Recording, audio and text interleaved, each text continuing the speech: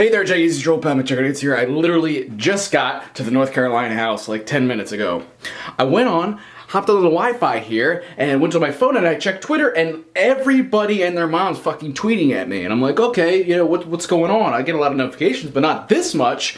And I check, and literally everybody's tweeting about me regarding this video. I check his Twitter, and he fucking tweets at me this video. Okay, so, I haven't watched the video yet, and what we're going to do is I'm going to set the camera on a tripod, and we're going to watch the video together. Okay, Tom was kind enough to let me borrow his headphones. I'm looking at the video title right now. It's already got a fuck ton of views. It's already got a lot of likes. I'm just staring at this thumbnail right now, and literally just fucking left. Alright. Here we go, I'm gonna watch this.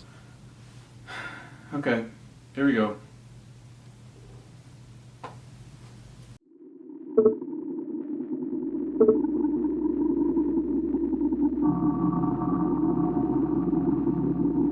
It's the 22nd of November, 2019.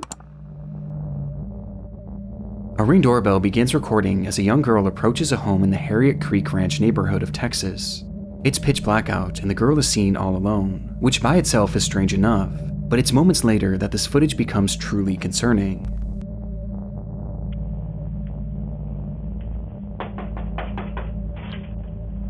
Help, please!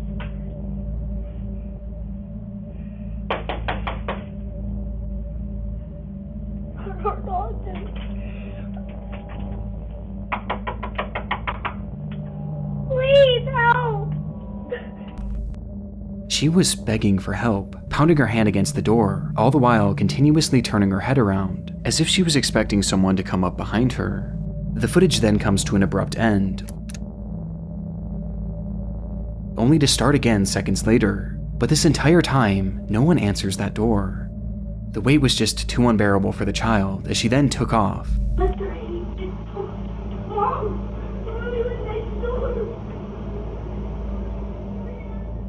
Yelling incoherently in the street before running out of view of the camera. Frustratingly, this footage was only viewed by the homeowner well after the fact, and reports seem to indicate that this was a property that they rented out rather than lived in, with it being unoccupied on that night. But after seeing the video, the homeowner immediately contacted law enforcement and shared the video online in the hopes that more information would come forward, as it seems that neither they nor the police had any idea who this child was or why she needed help. But since these clips were first shared, these questions have still yet to be answered, at least publicly, as there have been no updates from law enforcement. Along with this, there have been no accounts from neighbors about the incident or any footage from other homes in the neighborhood, perhaps implying that this was her one and only stop of the night. It's like after this footage, this girl dropped off the face of the earth, with this entire situation being a mystery to this day, leaving us with only theories. The first and most popular theory is that this girl was an escaped victim of kidnapping, or perhaps an abusive household, and had run to the closest home to ask for help. We've seen situations like this many times before, with the most popular example at the moment being the case of Ruby Frankie, whose son escaped their house and ran to their neighbor for help. Wondering if you could do 2 favors, taking me to the nearest police station. Well, actually, just one's fine. This certainly falls in line with this girl's behavior, as she was clearly scared about someone or something following her, hence why she kept looking back. And given that there have been no updates to this case, and that seemingly no one else saw her that night, it would indicate that whoever she was running from had recaptured her shortly after. And what makes this theory even more horrifying is that many online users believe that this girl isn't the only person shown in this footage.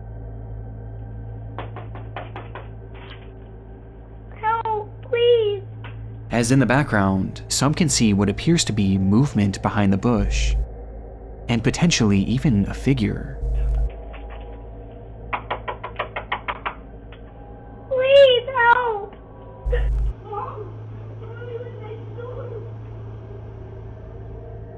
And this just so happens to be the direction that this girl is looking in every time she turns back, almost like she knew someone was hiding there.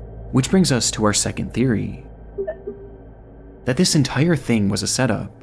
The belief here is that this girl was coerced into going up to a stranger's home to beg for help, so that when this unsuspecting homeowner would open their door, those people who made the girl do this would then rush into the home and rob the person. This could explain why she was looking at that bush so frequently, as that's where this person or these persons would have been hiding, and she was looking to them for guidance, perhaps unprepared for the homeowner not to open their door. Both of these theories are disturbing in their own right, and both clearly indicate that this girl is in need of help, regardless of what the situation is. But still, there's been no confirmation as to whatever happened to this child, even despite the public interest. One of the biggest talking points online came from some theorizing that this girl might be Serenity Denard, a then 9-year-old girl who had gone missing in February of 2019 from a children's facility in South Dakota, who looked eerily similar to the child shown in this video. But in my research, I was able to find a Facebook post from one of Serenity's mothers, who shared that they were in fact aware of the video, and that they had actually contacted law enforcement about it. And in her post, she claims that investigators told her that the girl had been identified at some point, and that she had lived in that neighborhood, with there being no further elaboration as to why she was asking for help. This is quite literally one of the only updates I was able to find, but unfortunately it was one that I wasn't able to confirm, and it also fails to explain what exactly happened to this girl, leaving this footage and this entire scenario as one of the many mysteries of the internet.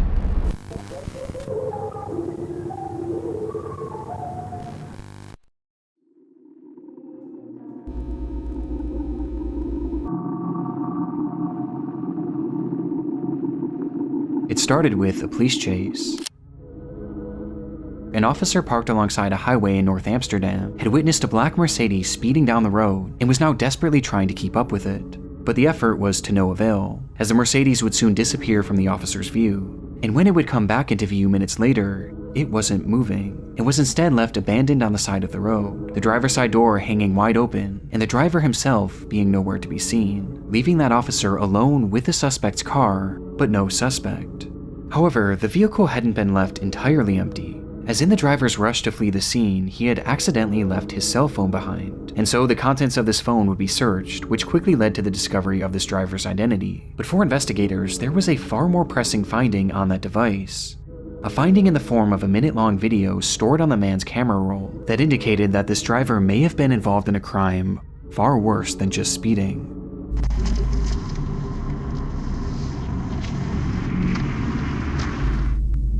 The footage was taken inside a different vehicle and showed an unseen driver holding up his cell phone alongside another man in the passenger seat. The camera was focused on a car in front of them, with both men seeming intent on catching up with it, as in the moments before this recording started, something had happened between them, which the men inside this car felt they had to get revenge for. Voor ons net hebben brutaliteit met ons gemaakt. Deze mannen voor ons hebben net de brutaliteit. Run, maat, ze gaan weer run! They referred to this unseen incident as an act of brutality by a group of men in this other vehicle, and by the looks of it, it's likely that this car had simply cut them off, as there was a freshly closed lane in the stretch of road at the time, which created an unexpected merge. And this is most likely what this group inside this separate car thought too, as they were showing no signs of road rage, and were instead just casually driving with the flow of traffic. However, it's clear that the men behind the camera felt differently, as in their minds, what this other driver had done to them was so awful that it was worthy of only one punishment: death.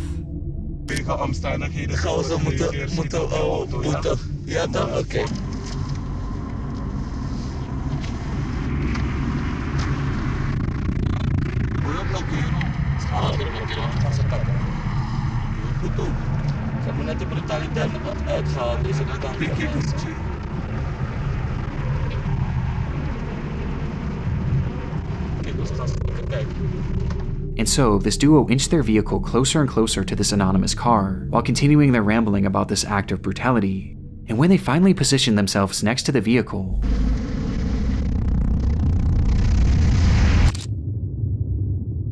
the man in the passenger seat brandished a pistol and pointed it directly at the driver of this vehicle. The footage from here is incredibly shaky, and the window had been rolled down, causing the audio to peak and become distorted and indecipherable.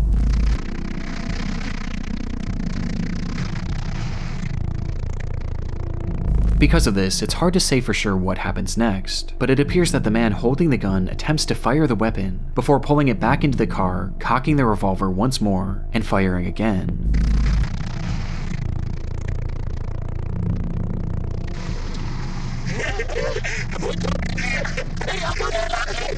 To which both men erupt with laughter and begin celebrating, before the recording stops. Based on the footage, it's unclear what happened to the driver of this vehicle or the other occupants, and finding this information became priority 1 for law enforcement. In their research, they determined that this video was shot on May 12, 2014, at around 9:40 p.m., 1 full month before they had stumbled upon it, and it had been taken on the A1 highway near entrance 2101. And yet, when they checked their files to match this information with any of their cases, they realized that there was no record of this incident. This crime had never so much as been reported, despite it seeming to depict a shooting in the middle of a busy highway. To make matters more confusing, police were able to track down the men who took this video and carried out the actual attack, and yet neither of them claimed to know what happened to the people that they shot at, and both refused to elaborate any further, leaving investigators in a strange position. They had undeniable proof of a crime, one that at the very least was attempted murder, and they also had their suspects. They just didn't have any victims. And so they studied the footage even more, which is when they made a disturbing revelation about these victims. Throughout the video, the perpetrators refer to the people within this car as a group of men, and while the footage we have today has the occupants' faces blurred, they were able to conclude that the driver was in fact a man. However, they discovered that the passenger next to him is clearly a woman wearing a headscarf. And most shocking of all, in the back seat was what appeared to be a child, meaning that they had been shooting at what, in all likelihood, was a family. Police released this video to the public later that year under the name Amsterdam Schiet Incident Ringweg A10, or Amsterdam Shooting Incident on Ring Road A10, where they revealed this footage but disguised the voices and faces of the perpetrators for unknown reasons. And in releasing this, they asked the public to come forward with any information that could help identify this family. They asked for witnesses on the scene, car repair shops that may have fixed a car with bullet holes, any hospitals that had shooting victims on or around that day, and most importantly, they asked for the family inside this car to come forward, as without their testimony, convicting these men was nearly impossible, as it wasn't fully clear what crime they'd even committed. That was 11 years ago, and to this day, no one has come forward, leaving us with only theories. The first theory is that the people shot at in this footage may have been undocumented immigrants, or perhaps one of them had a warrant out for their arrest, meaning that if they were to report this crime, or if they were to have gone to the hospital with a bullet wound, then police would have certainly got involved, and in turn they would have gotten in trouble as well, essentially forcing them to stay quiet as saying anything would put their freedom in jeopardy. Another theory is that the shots may have simply missed the vehicle, and the driver decided not to report it, with some believing that this whole situation was no big deal. But to me, this doesn't seem like something that would be so easily brushed off, especially because a child is involved, though it is possible that perhaps this family was afraid to report the crime, as they clearly knew how dangerous these men were, and feared that reporting this crime would only further put a target on their backs. And finally, there's the theory that this weapon never fired at all. This is where the audio peaking becomes a major factor, as it's extremely difficult to make out the sound of gunshots, as the gun was literally outside of the vehicle when it was seemingly being fired. But it is worth noting that investigators working the case seemed confident that the weapon fired at least once, and I also personally hear a distinct popping sound at the end.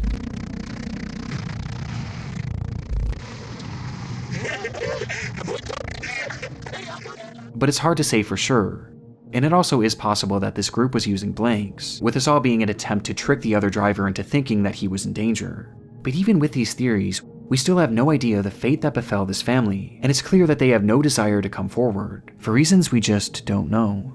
Which leaves the Amsterdam shooting video, an internet mystery that may never be solved.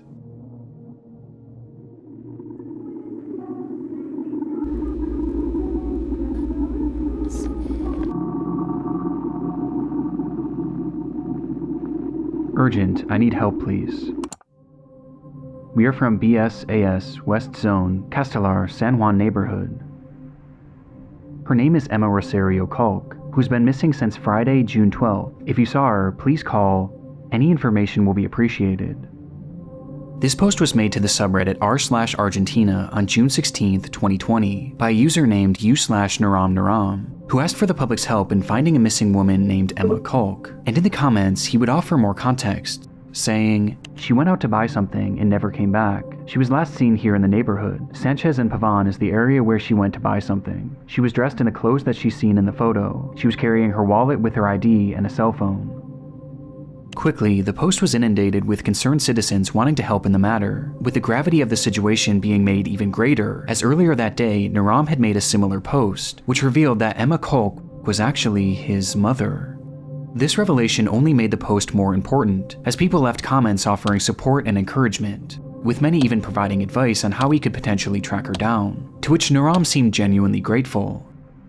Across the entire internet, this seems to be the first post ever made on Emma's disappearance, but it would be far from the last, as people spread this information far and wide almost immediately after Naram's post, which was also followed by several local news reports, which proved that Emma was in fact a real person and was in fact missing, with these articles mentioning something that her son had not, that she was feared to have been taken. The only thing we know for sure is that she went into her house, left her bike, and for some reason went out but did not come back in. Apparently, she did not leave on purpose, and that is what worries us the most. Things were clearly very concerning, and the tension of the situation only increased as a day passed, and then too, with Naram vowing to keep everyone updated on the status of the search.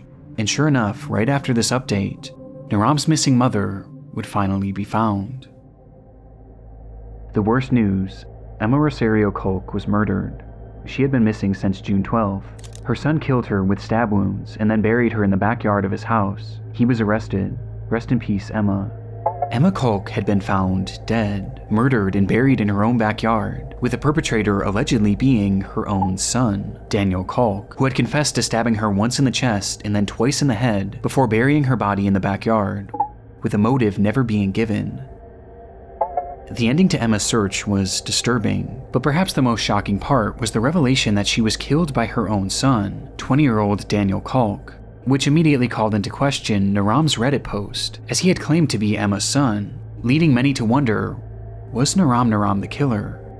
And so, desperate for clarification, someone commented, "By any chance, are you 20 years old?" To which Naram actually responded, writing simply, 25, before eventually leaving the following explanation. "Apparently it was my brother. That's what the police said when they declared the crime." This would mean that when Naram had been making these pleas to find his mother, in reality not only was she already dead, but she had been killed by his own brother and buried in their backyard. It's one of the most chilling things I've ever come across on Reddit, but the intrigue of this case doesn't exactly end here, as there was something about Naram's story that wasn't quite adding up. Just days before the disappearance of his mother, he had left a comment on an unrelated post saying, "When I was 8 years old, I wanted to ride a bicycle without hands, according to me because it was easy. I was on the street, dirt, and I let go of the handlebars, and here I am at 19 years old, with the handlebars marked on my abdomen." In his own words, Naram wasn't 25, but instead 19 years old, and potentially 20 years old by the time his mother was found, which put him at the exact age range as Daniel Kolk. This prompted a wave of speculation and confusion and spawned the enduring mystery: who exactly is Naram? While making things even stranger, digging deeper into his posting history, you can find another comment where he claims to have been working the same job for 6 years, which seemed to contradict the idea of him being 20, thus prompting even more confusion, which eventually caught Naram's attention, who responded by stating, "I didn't write that. It must have been my brother. I don't use this social network. I only used it twice, for a work issue, and now because my mother disappeared. This account is not mine." This recounting of events made Naram's initial story even more twisted, as if this was true, then not only was it his own brother that killed the mother he was looking for, but he was literally using that same brother's account. And again, this gets stranger.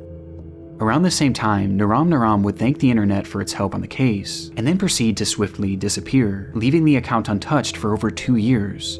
But this silence would be broken in 2022 when they suddenly returned, with their posts being slightly unhinged, gloating about their internet status and bizarrely lashing out at random users who questioned him on his past and present motives. And in these ramblings, he would drop the bombshell that he wasn't actually Emma's son. He now claimed to be Daniel's best friend, writing that he allowed Daniel to make the post on his account to spread the news about his mother's disappearance, which he was completely unaware that Daniel himself had caused. This was the last real update in this case, and it only threw more fuel on the fire of this mystery, with people wondering what version of events, if any, were true. When I hear about this case today, many seem to believe that the entire time Naram was actually Daniel Kolk, and he had made this post to make it seem like he was searching for his mother, and perhaps to even use any given advice to help conceal what he did. As remember, many were offering suggestions on how to find her, which Daniel in turn could have used to essentially do the exact opposite, to help make sure that she was never found. This is tricky because the account posted briefly after Daniel was supposedly arrested. However, the status of this case is entirely unknown to this day, as there have been no updates as to whether or not Daniel was actually charged, with some choosing to believe that this was him the entire time, and perhaps he was even held in prison for a few years before being released, thus explaining his 2-year absence. Another theory is that Naram was initially telling the truth, and that he was Daniel's brother, and that he was simply using the account to spread word of his mother's disappearance, before eventually abandoning it. And perhaps the most recent posting on this account was because it may have been hacked, which would explain the massive tone shift. Or maybe it's the most recent version of events that's the right one, and that this is actually Daniel's best friend. But why initially lie? And how do you explain the apparent inconsistencies in his age that are found throughout his posts? This entire internet mystery is one of the messiest I've ever come across, and nothing seems to make any sense, with the most inexplicable part being the very real murder at its core. A mother who was killed by her own son for no apparent reason, and given the lack of updates, it's hard to know if justice was ever served.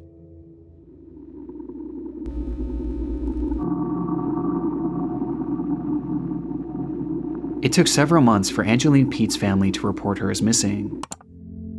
She had a long history of leaving home for extended periods of time, running off to join the circus and hitchhiking rides all across the Vancouver area, before eventually returning home to her normal life. But this time it felt different. None of her friends or family had heard from her since May of 2011, and it was now nearing the end of summer. This was especially odd considering that Angeline was known to be constantly texting, as well as updating her Facebook profile, with that profile now sitting completely dormant.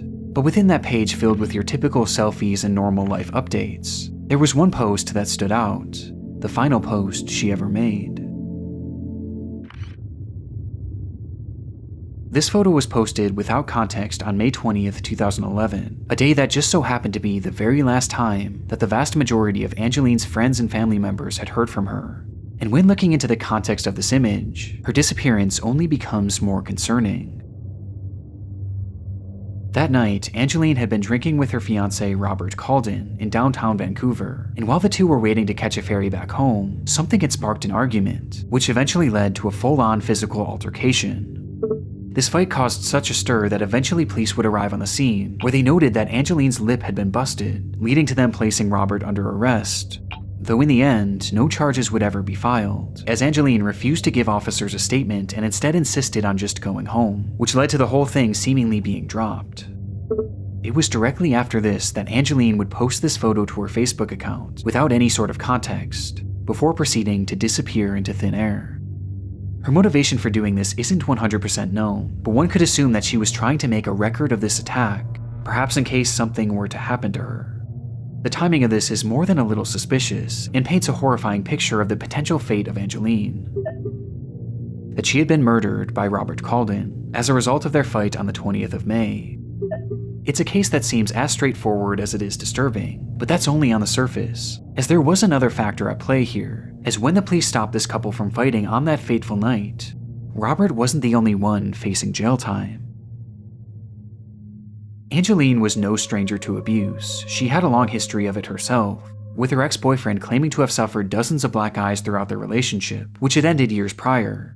This violent behavior often stemmed from her trouble with alcohol, and Robert was clearly one and the same, with the two forming an extremely toxic relationship that often ended in one or both of them getting hurt. It was all too normalized for the pair, which was highlighted by one of Angeline's final texts, where she wrote, "Gee, my lip hurts. I hate him so much that I love him." Now I do want to make it clear that this is in no way meant to come across as victim blaming, but this is vital information for this case, as Angeline's history with violence had landed her in prison numerous times, most recently in 2009 when she was arrested for getting into a massive bar fight. This arrest in particular is noteworthy, as it carried with it multiple conditions, one of which was that Angeline was given a 9 p.m. curfew, and the other was that she was not allowed to drink, with both of these conditions being broken on the night of May 20th, when police intervened in her and Robert's fight. This meant that Angeline was now likely going to be reincarcerated, and sure enough, that same night, officers arrived at her home to question her on the matter, but she failed to answer the door, which led to a warrant being made for her arrest 5 days later on May 25th. That day, a squad car pulled up to Angeline's apartment to bring her into custody, but when police entered the home, they would only find Robert, who just so happened to be on the phone with her. And officers claimed to have spoken with Angeline during that phone call, where they advised her to turn herself in, though she claimed that she was no longer in the area, and eventually hung up the phone. This would be the last time that officers would speak to Angeline Pete, and seemingly according to Robert, she returned home and left the very next day on the 26th, and never came back. This whole revelation muddies the water in this case, and provides us with our second theory, that Angeline Pete had run away to avoid reincarceration. But there's something unusual to me about this phone call with police. Now, there's hardly any information about this case online, but from all the articles that I've read, it seems that no one in Angeline's life had heard from her after this photo was taken, with the exception of Robert. And when police spoke with her, it was only over the phone. They too hadn't laid eyes on her since the night of May 20th, prompting some to wonder if Robert had arranged for some sort of decoy to make this phone call. Though however it happened, since that phone call, there has been no activity on any of Angeline's online accounts, and she has never deposited or spent a single cent from her bank account. From that point on, she's been essentially invisible. That was 15 years ago, and today we still have no concrete answers as to what happened to Angeline Pete, with some taking this as a sign that something sinister had in fact happened to her, as how can you go that long without leaving a trail, and without at least trying to come back? Especially in Angeline's case, as she was a mother. Angeline had a 7-year-old son who was by far the most important thing in her life. At the time she went missing, this child was staying with her father, Angeline's former partner, but she still played an incredibly active role in his life, and she wanted to be as involved as she possibly could be. And yet, after 15 years, she's made no attempts to try and reach out to him. Again, people have taken this as a sign that Angeline has perhaps been killed, and it isn't just Robert who they think might have done this, as some believe that she may have been killed by someone that neither they nor Angeline even knew. As I mentioned previously, Angeline had a habit of hitchhiking, and she was known to do so in a way that was overtly dangerous. And interestingly, there were some unconfirmed sightings of Angeline after she went missing, with some reportedly seeing her in Port Hardy and Grand Perrier, areas that she would have had to catch a ride to. Now again, these are totally unconfirmed sightings, but what's so chilling about this is that if she had been hitchhiking through those areas, then she likely would have found herself doing so along Highway 16, which is now known as the Highway of Tears. Without getting too deep into this stretch of road is notorious for its disproportionately high number of women who have gone missing on it, and especially Indigenous women, with Aboriginal organizations claiming that as many as 40 Indigenous women have been killed or kidnapped while on this stretch of road. And coincidentally, Angeline was an Indigenous woman herself, who may have found herself hitchhiking on that very road. Angeline's disappearance is one of those cases that you can convince yourself that every theory is right. But as of right now, there's just no way to know what truly happened to her. And while this is an internet mystery for us, for Angeline's family, this couldn't be more real. Many of them are suspicious about Robert and believe that police didn't do a good enough job investigating him, as he was never even considered a suspect. But they also hold on hope that Angeline is still alive and out there somewhere, and they'll often hold events and vigils to keep her name in the spotlight, and to assure she knows that she can always come back home. And it's this hope that has fueled her son since she disappeared, as all throughout his childhood he played hockey as a way of helping to find her, with one family member saying, "That's why he wants to play hockey. So if he gets famous, his mom will find him."